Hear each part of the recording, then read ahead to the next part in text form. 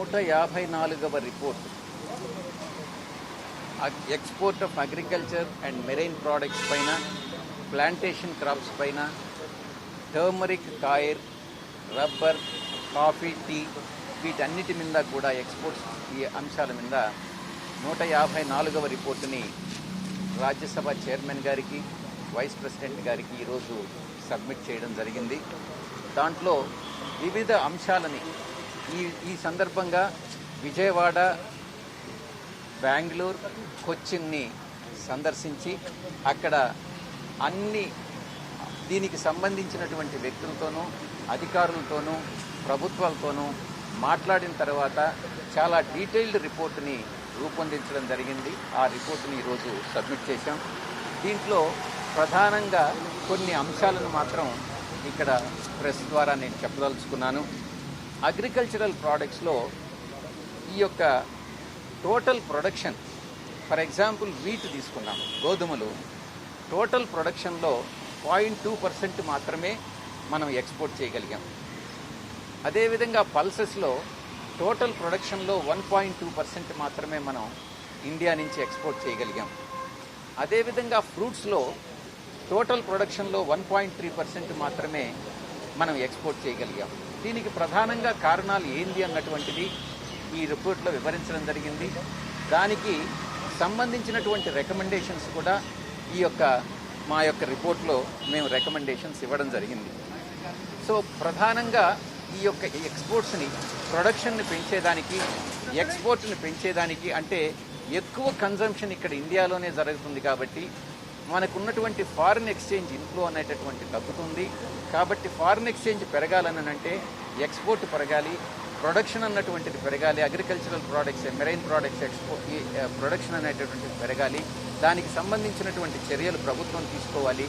దానికి రికమెండేషన్స్ వచ్చి efficiency in the supply chain అన్నటువంటిది, ఎఫిషియన్సీని పెంచాలి అన్నటువంటిది, infrastructure, marine development infrastructure, agricultural development infrastructure, ఇవన్నిటినీ కూడా ఇన్ఫ్రాస్ట్రక్చర్ ఏదైతే అవసరమో కాఫీకి కానీ, టీకి కానీ, రబ్బర్కి కానీ, అన్నిటికీ, ప్రతి టర్మరిక్ కానీ, టొబాకోకి కానీ అంతా కూడా ఇన్ఫ్రాస్ట్రక్చర్ పెంచాలి అన్నటువంటి దాన్ని మనం రికమెండ్ చేయడం జరిగింది. మూడో విషయం హై వాల్యూ అడిషన్. ఒక ప్రాసెస్ తర్వాత ఇంకొక ప్రాసెస్లోకి ఎంటర్ అయ్యేటప్పుడు హై వాల్యూ అడిషన్ ప్రోడక్ట్స్ను మాత్రమే ఎక్స్పోర్ట్ చేయాలన్నటువంటి రికమెండేషన్ కూడా చేయడం జరిగింది.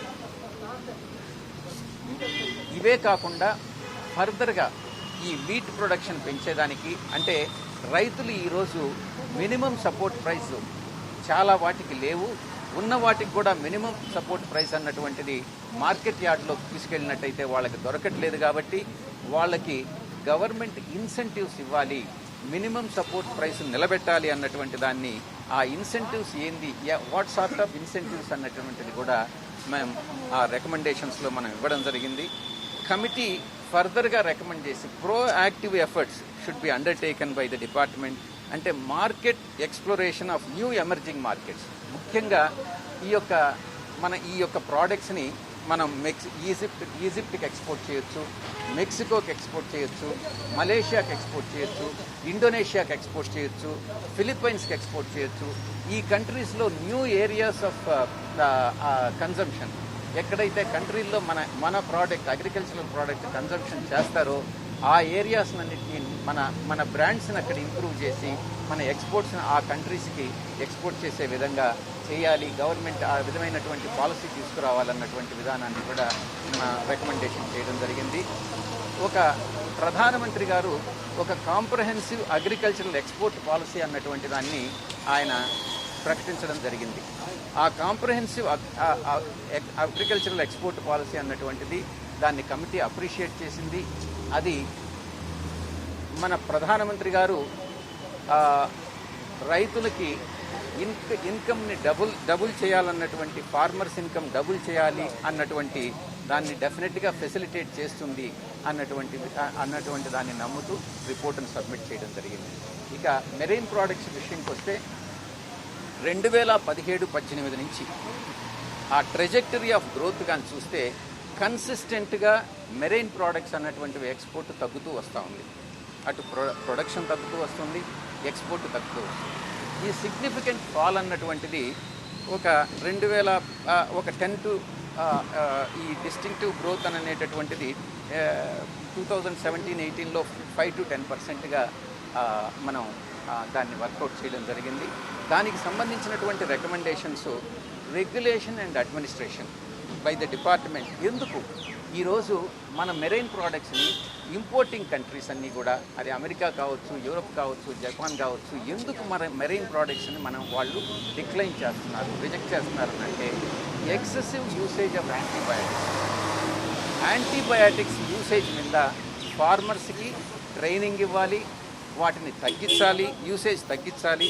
ప్రాక్టీసెస్ అంటే సౌండ్ ప్రాక్టీసెస్ని ఫార్మర్స్కి మనం తెలియజెప్పాలి అన్నటువంటి విధానాన్ని మనం రికమెండేషన్ చేయడం జరిగింది. ఆ యాంటీబయాటిక్స్ అన్నటువంటిది స్పేరింగ్గా జ్యుడిషియస్ మేనర్లో ఆ యాంటీబయాటిక్స్ని యూజ్ చేస్తే ప్రొడక్షను పెరుగుతుంది, అటు ఎక్స్పోర్ట్ యాక్సెప్టబిలిటీ కూడా పెరుగుతుందన్నటువంటి విషయాన్ని తెలియజెప్పడం జరిగింది. ఇక research and development should mainly focus on majorly quality and yield. ఎలా ఇంప్రూవ్ చేయాలి అంటే ప్రాన్ కానీ ఫిష్ కానీ ఎలా ఇంప్రూవ్ చేయాలి అన్నటువంటి దాన్ని రికమెండేషన్ కూడా ఇవ్వడం జరిగింది. పర్టికులర్గా ట్యూనా ఫిష్కి చాలా మంచి డిమాండ్ ఉంది. ఆ ట్యూనా ఫిష్ని ఎక్కడ దొరుకుతుంది, ఎలా దొరుకుతుంది, ఆ ట్యూనా ఫిషింగ్ అనేటటువంటి దాన్ని మేజర్గా కానీ మనం కానీ పట్టుకోగలిగితే మన ఎక్స్పోర్ట్ రెవెన్యూస్ అన్నీ కూడా పెరుగుతాయి. దాని మీద ఫోకస్ పెట్టాలి. Central institute of fisheries technology should be devised అన్నటువంటి దాన్ని రికమెండ్ చేయడం జరిగింది. Particularly for promoting tuna fish production and export. దాన్ని ల్యాండ్ మీద ప్రొడ్యూస్ చేయడం అండ్ దెన్ ఎక్స్పోర్ట్ చేయడం కూడా. ఇక ఫర్దర్గా టీ విషయానికి వస్తే లాస్ట్గా 10% ఆఫ్ ద టీ ప్రొడక్షన్ మాత్రమే ఇండియాలో ప్రొడ్యూస్ అయ్యే దాంట్లో 10% మాత్రమే ఎక్స్పోర్ట్ అవుతాం. ఇది నిజంగా మిగతా కంట్రీస్తో కానీ పోల్చుకుంటే, అది కాఫీ బ్రెజిల్ కానీ మిగతా టీ ఎక్స్పోర్టింగ్ కంట్రీస్తో పోల్చుకుంటే ఇండియాలో చాలా తక్కువ ప్రొడక్షన్ ఉన్నప్పటికీ కూడా ఎక్కువ మనం ఎక్స్పోర్ట్ చేయలేకున్నాం. దీనికి సంబంధించి tea production should be demand driven and export సెంట్రిక్గా మనం పాలసీ రూపొందించుకోవాలి అన్నటువంటి విషయాన్ని ప్రభుత్వం దృష్టికి తీసుకొచ్చాం. దీంట్లో కూడా వాల్యూ అడిషన్, కొట్టి కాఫీ గింజలు మాత్రమే కాకుండా ఆ టీ ఆకులో కూడా ప్రతి స్టేజ్లో కూడా వాల్యూ అడిషన్ చేసి ఎక్స్పోర్ట్ చేయాలి అన్నటువంటి దాన్ని పర్టికులర్గా organic tea, organic coffee and green tea ఇటువంటివన్నీ కూడా కాంపిటేటివ్ అడ్వాంటేజ్ గ్లోబల్ మార్కెట్లో ఉంటుంది కాబట్టి వాటిని ఎక్కువ ప్రమోట్ చేయాలన్నటువంటి విషయాన్ని మనం ప్రభుత్వం దృష్టికి తీసుకురావడం జరిగింది. లాస్ట్గా మన ఇండియాలో ఉన్నటువంటి ప్రోడక్ట్స్ దేనికి కూడా బ్రాండ్ ఇమేజ్ లేదు. ఇండియాలో కాఫీ టీ బ్రాండ్స్కి మనం ఇంటర్నేషనల్గా ఒక ప్రచారం అన్నటువంటిది లేదు. మనకు అద్భుతమైనటువంటి క్వాలిటీ టీ వెస్ట్ బెంగాల్లో దొరుకుతుంది, అరకులో దొరుకుతుంది, కర్ణాటకలో దొరుకుతుంది. కానీ వీటికి ఏది కూడా ఒక మంచి బ్రాండ్స్ని మనం ప్రమోట్ చేయలేకపోయాం. కాబట్టి ఆ బ్రాండ్ ప్రమోషన్ అన్నటువంటిది మేజర్గా గవర్నమెంట్ ఆఫ్ ఇండియా టేకప్ చేయాలి అన్నటువంటి విషయాన్ని కూడా ప్రభుత్వం దృష్టికి తీసుకురావడం జరిగింది. ఇక టొబాకో విషయానికి వస్తే, టొబాకో అన్నటువంటిది చాలా డెలికేట్ సబ్జెక్ట్. దీంట్లో టొబాకో ప్రొడక్షన్ కానీ పెంచితే సిగరెట్ కన్జంప్షన్ పెరుగుతుంది. సిగరెట్ కన్జంప్షన్ తగ్గించాలంటే టొబాకో ప్రొడక్షన్ తగ్గించాలి. టొబాకో ప్రొడక్షన్ తగ్గితే అక్కడ ఉన్నటువంటి ఫార్మర్స్ అందరూ కూడా, ముఖ్యంగా గుంటూరు ఆ ప్రాంతంలో ఉన్నటువంటి ఫార్మర్స్ టొబాకో ప్రొడక్షన్ తగ్గించడానికి సిద్ధంగా లేరు. ఎలా చేయాలి? ఒక బ్యాలెన్స్ అప్రోచ్ తీసుకురావాలి. అంటే ఏకరేజ్ ఒక సంవత్సరం తర్వాత ప్రతి సంవత్సరానికి టొబాకో పండించేటటువంటి ఏకరేజ్ని మనం తగ్గించుకుంటూ వస్తున్నాం. ఆ రకంగా దాన్ని డిస్కరేజ్ చేసుకుంటూ వస్తున్నాం. దానికి బదులుగా టొబాకో ఫార్మర్స్ని టొబాకో ఎంకరేజ్ చేసి టొబాకో ప్రొడక్షన్ని ఇంక్రీజ్ చేసి ఈ ఐటీసీ లాంటి యూనిట్స్, సిగరెట్ మ్యానుఫ్యాక్చరింగ్ యూనిట్స్ ఏదైనా ఉంటే అది అబ్రాడ్లో అన్నా పెట్టడం, లేకుండా ఉంటే ఇక్కడే పెట్టి ఓన్లీ ఎక్స్పోర్ట్ చేయడం, ఇండియాలో కన్జంప్షన్ తగ్గించడం, అది ఓన్లీ ఎక్స్పోర్ట్ మార్కెట్ వరకే పరిమితం చేయడం, అది కూడా సబ్జెక్టు WHO రెగ్యులేషన్స్ ప్రకారం చేయాలి. అటు ఫార్మర్స్ నష్టపోకూడదు, అటు ఫ్యాక్టరీ ప్రొడక్షన్ ఏదైతే సిగరెట్ ప్రొడక్షన్ చేస్తున్నాయో అక్కడ ఉన్నటువంటి లేబర్ ఎవరైతే ఉన్నారో వాళ్ళు అన్ఎంప్లాయ్మెంట్కి గురి కాకూడదు. ఈ యొక్క ఫ్యాక్టరీలో మనం ఎంతో ఇన్కమ్ వస్తూ ఉంది, దానివల్ల జీడిపి పెరుగుతుంది, పర్ క్యాపిటా ఇన్కమ్ పెరుగుతుంది, ఎంప్లాయ్మెంట్ జనరేట్ అవుతుంది. ఇవన్నీ కూడా అఫెక్ట్ కాకుండా మనం సరి అయిన బ్యాలెన్సింగ్ యాక్టివిటీ చేయాలి అన్నటువంటి దాన్ని రికమెండేషన్ చేయడం జరిగింది.